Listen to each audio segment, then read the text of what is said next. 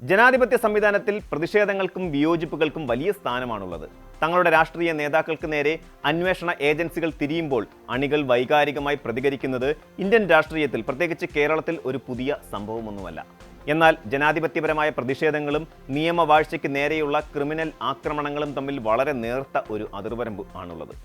ആ അതിർവരമ്പ് ലംഘിക്കപ്പെടുമ്പോൾ കേവലം ഒരു ദിവസത്തെ വാർത്തയ്ക്കപ്പുറം ഒരു വ്യക്തിയുടെയും അയാളുടെ കുടുംബത്തിൻ്റെയും ഭാവി തന്നെ ഇരുളടഞ്ഞു പോകുന്ന വലിയ പ്രത്യാഘാതങ്ങളാണ് സൃഷ്ടിക്കപ്പെടുന്നത്. തിരുവനന്തപുരത്ത് പ്രതിപക്ഷ നേതാവ് പിണറായി വിജയന്റെ വസതിയിൽ എൻഫോഴ്സ്മെന്റ് ഡയറക്ടറേറ്റ് നടത്തിയ പരിശോധനയ്ക്ക് പിന്നാലെയുണ്ടായ അക്രമ സംഭവങ്ങൾ ഈ യാഥാർത്ഥ്യത്തിലേക്കാണ് വിരൽ ചൂണ്ടുന്നത്. കേന്ദ്ര ഏജൻസി ഉദ്യോഗസ്ഥരെ ആക്രമിക്കുന്നത് കേവലം ഒരു രാഷ്ട്രീയ പ്രതിഷേധമല്ല, മറിച്ച് രാജ്യത്തിന്റെ നിയമ സംവിധാനത്തോടുള്ള വെല്ലുവിളിയായാണ് കണക്കാക്കപ്പെടുന്നത്.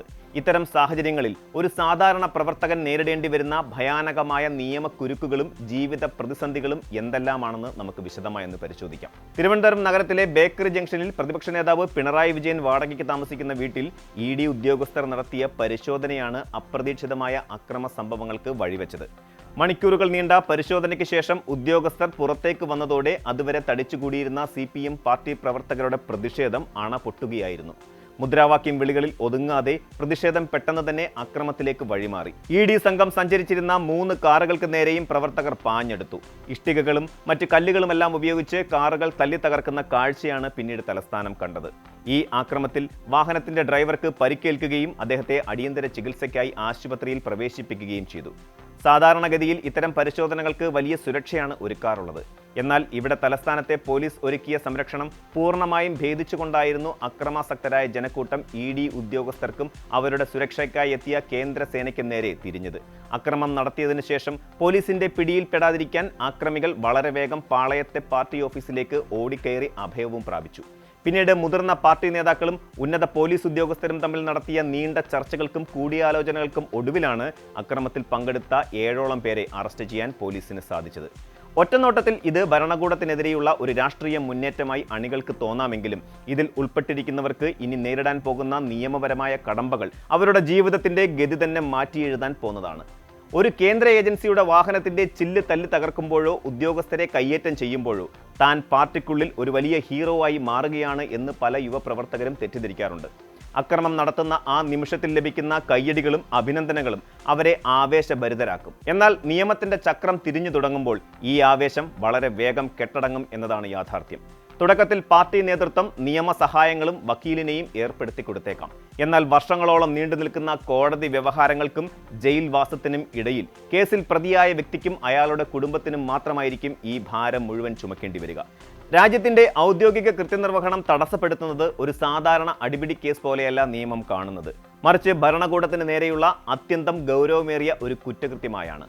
ഇന്ത്യൻ ശിക്ഷാ നിയമത്തിൽ നിന്നും ഭാരതീയ ന്യായ സംഹിതയിലേക്ക് മാറിയ ഈ കാലഘട്ടത്തിൽ കേന്ദ്ര ഉദ്യോഗസ്ഥരെ ആക്രമിക്കുന്നവർക്ക് പഴുതുകളില്ലാത്ത നിയമ നടപടികളാണ് നേരിടേണ്ടി വരിക. ഡ്യൂട്ടിയിലുള്ള എൻഫോഴ്സ്മെന്റ് ഡയറക്ടറേറ്റ് പോലെയുള്ള ഒരു ഏജൻസിയുടെ ഉദ്യോഗസ്ഥരെ തടയുകയോ ഭീഷണിപ്പെടുത്തുകയോ ചെയ്യുന്നത് BNS സെക്ഷൻ 121 പ്രകാരം ഗുരുതരമായ കുറ്റമാണ്. കേവലം ഡ്യൂട്ടി തടസ്സപ്പെടുത്തുന്നതിന് മാത്രം 5 വർഷം വരെ തടവ് ശിക്ഷ ലഭിക്കാവുന്ന ജാമ്യമില്ലാ വകുപ്പാണ് ഇതിൽ ചുമത്തുക. അക്രമം ഇതിലും കടന്ന് ഉദ്യോഗസ്ഥരെ ശാരീരികമായി ഉപദ്രവിക്കുകയോ അവർക്ക് ഗുരുതരമായ പരിക്കുകൾ ഏൽപ്പിക്കുകയോ ചെയ്താൽ നിയമം കൂടുതൽ കർശനമാകും. BNS സെക്ഷൻ 122 പ്രകാരം 10 വർഷം വരെ കഠിന തടവ് ലഭിക്കാവുന്ന കുറ്റകൃത്യമായി ഇത് മാറും. തിരുവനന്തപുരത്തെ സംഭവത്തിൽ സംഭവിച്ചതുപോലെ സംഘം ചേർന്ന് ആക്രമണം അഴിച്ചുവിടുകയും പൊതുമുതൽ നശിപ്പിക്കുകയും ചെയ്യുമ്പോൾ നിയമവിരുദ്ധമായി സംഘം ചേരുന്നതിനും കലാപം സൃഷ്ടിക്കാൻ ശ്രമിച്ചതിനും BNS സെക്ഷൻ 189 ഒപ്പം സെക്ഷൻ 221 ചുമത്തപ്പെടും. ഉദ്യോഗസ്ഥർക്കോ ഡ്രൈവർക്കോ ഏറ്റ പരിക്ക് ജീവന് ഭീഷണിയാകുന്ന തരത്തിലുള്ളതാണെങ്കിൽ വധശ്രമത്തിന് സെക്ഷൻ 109 കൂടി ഉൾപ്പെടുത്താൻ പോലീസിന് അധികാരമുണ്ട്. വർഷങ്ങളോളം നീളുന്ന വിചാരണകളും ഒരിക്കലും തിരിച്ചു കിട്ടാത്ത യൗവനവും ഇതിനെല്ലാം പുറമെ കോടതി വിധിക്കുന്ന ഭീമമായ പിഴയും ഒരു സാധാരണക്കാരന്റെ ജീവിതത്തെ പൂർണ്ണമായും തകർത്തെറിയും. കേന്ദ്ര ഏജൻസികളെ ആക്രമിക്കുന്ന കേസിൽ പ്രതിയാകുന്ന ഒരാളുടെ ദുരന്തം കോടതി വിധിക്കുന്ന ജയിൽ ശിക്ഷയിൽ മാത്രം ഒതുങ്ങുന്നില്ല എന്നതാണ് ഏറ്റവും വലിയ യാഥാർത്ഥ്യം.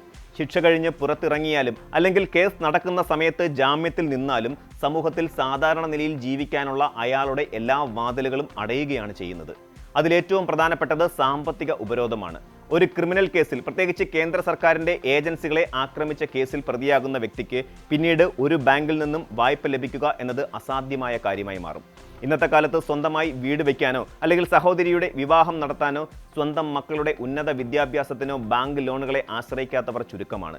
എന്നാൽ ഇത്തരം കേസുകളിൽ ഉൾപ്പെടുന്നവരുടെ സിബിൽ സ്കോറിനെ അത് വളരെ ദോഷകരമായി ബാധിക്കും. ബാങ്കുകളുടെ പശ്ചാത്തല പരിശോധനയിൽ കേന്ദ്ര ഏജൻസികൾക്കെതിരായ കേസ് തെളിഞ്ഞു വരുന്നതോടെ അപേക്ഷകനെ ബാങ്കുകൾ ഹൈ റിസ്ക് വിഭാഗത്തിൽപ്പെടുത്തുകയും ലോൺ അപേക്ഷകൾ നിർദാക്ഷിണ്യം തള്ളിക്കളയുകയും ചെയ്യും.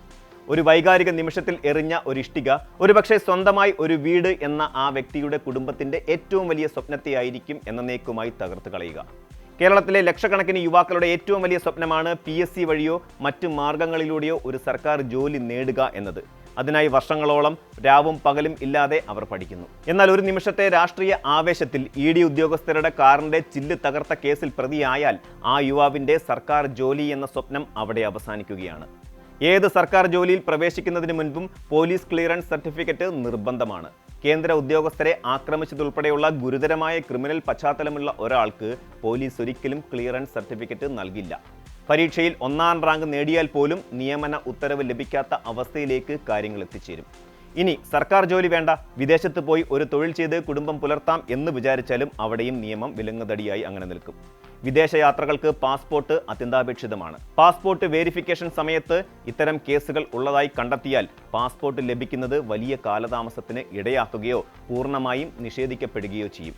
നിലവിൽ പാസ്പോർട്ട് ഉള്ള വ്യക്തിയാണെങ്കിൽ പോലും കേസ് നിലനിൽക്കുന്ന സാഹചര്യത്തിൽ എമിഗ്രേഷൻ ക്ലിയറൻസ് ലഭിക്കുന്നത് അസാധ്യമാകും. വിദേശ രാജ്യങ്ങളുടെ എംബസികൾ വിസ അനുവദിക്കുന്നതിന് മുമ്പ് നടത്തുന്ന ക്രിമിനൽ പശ്ചാത്തല പരിശോധനയിലും ഇത്തരം കേസുകൾ വലിയ തടസ്സമായി മാറും. ചുരുക്കത്തിൽ തൻ്റെ നാടിൻ്റെ അതിർത്തി വിട്ട് പുറത്തു പോകാനോ ഒരു നല്ല ജീവിതം കെട്ടിപ്പടുക്കാനോ ഉള്ള എല്ലാ വഴികളും കൊട്ടിയടക്കപ്പെടും. രാഷ്ട്രീയമായ വിയോജിപ്പുകൾ പ്രകടിപ്പിക്കാൻ ജനാധിപത്യത്തിൽ അനവധി മാർഗങ്ങളുണ്ട്.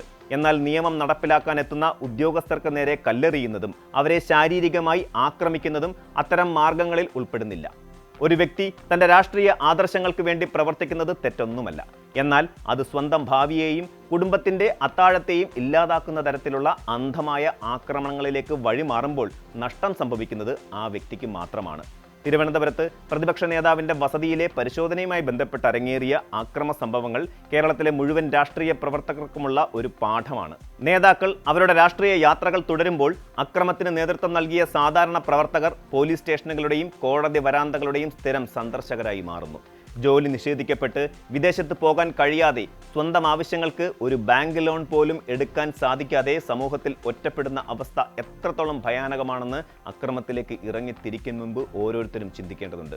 നിയമം അതിൻ്റെ കടമ നിർവഹിക്കുമ്പോൾ അതിനെ വെല്ലുവിളിക്കുന്നത് ഒരിക്കലും ഒരു ധീരകൃത്യമല്ല, മറിച്ച് സ്വന്തം ജീവിതം സ്വയം ഇല്ലാതാക്കുന്നതിന് തുല്യമാണ് എന്ന തിരിച്ചറിവാണ് ഇന്നത്തെ സമൂഹത്തിന് ഏറ്റവും അനിവാര്യമായി വേണ്ടത്. കൂടുതൽ വാർത്തകൾക്ക് news 18 Keralam YouTube channel subscribe ചെയ്യുക.